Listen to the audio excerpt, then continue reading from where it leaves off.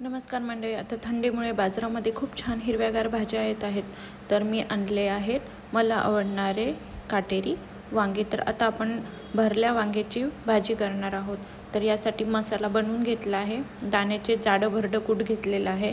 त्यामध्ये काळा मसाला टाकलेला आहे, मीठ आहे आणि थोडेसे तेल टाकून हा मसाला कालून घ्यायचा आहे. त्यामध्ये कोथिंबीरही घातली आहे. तर आपण अशा प्रकारे इथे पाहू शकता की वांग्यांमध्ये मसाला भरून घेतला आहे. पूर्णपणे वांगे भरून घ्यायचे मसाल्यामध्ये आणि एक एक करत बाजूला ठेवायचे. तर आपण अंदाज घेत मसाला बनवायचा, म्हणजे वांग्यांना पुरेल इतका मसाला आपल्याला बनवायचा आहे. त्यानंतर आपण गॅसवरती कुकर ठेवला आहे.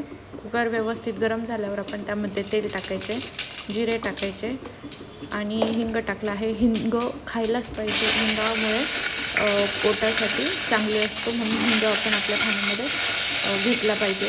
त्यानंतर त्यामध्ये आपण टाकत आहोत हे वांगे, भरलेले वांगे थोडे थोडे करून आपण कुकरमध्ये टाकायचे आहे. सर्व वांगे त्यामध्ये टाकल्यानंतर वांगे सर्व कुकरमध्ये टाकल्यानंतर आपल्याला ते मिक्स करून घ्यायचे व्यवस्थित. कशा प्रकारे मिक्स केले हे तुम्हाला दिसतच असेल.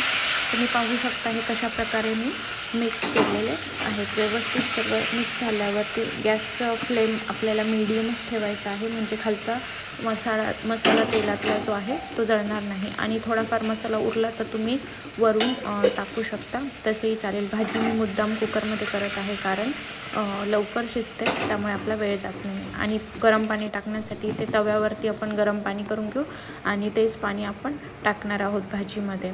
तव्यावरती गरम पाणी झाले की हे भाजीमध्ये टाकायचे. लवकर होते आणि जास्त आपले भांडे पण खराब होत नाही. घासण्यासाठी जास्त भांडे आपल्याकडे जमा होत नाही. कुकरमध्ये आपण आता पाणी टाकत आहे आणि त्यानंतर थोडे परत एकदा वांगे मिक्स करून घ्यायचे पूर्ण पाणी टाकल्यानंतर. आणि थोडंसं गरम झाल्यावर आपण कुकरला झाकण लावून एक शिट्टी व्हायच्या आधीच आपल्याला गॅस बंद करायचा आहे, नाहीतर वांगे गाळागाळा होऊन जातील.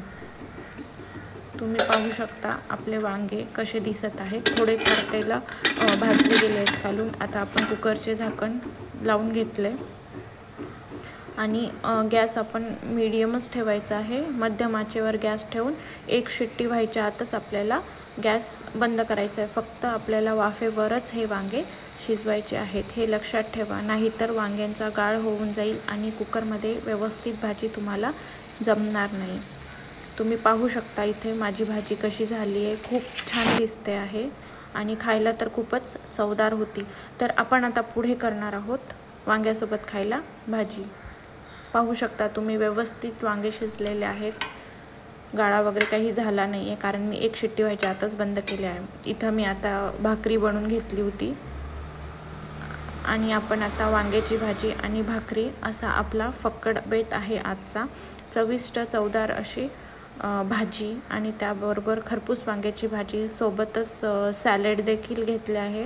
हे माझे पूर्ण जेवणाचे ताट आहे. कांदा, काकडी, टोमॅटो आणि भाजी, पापड.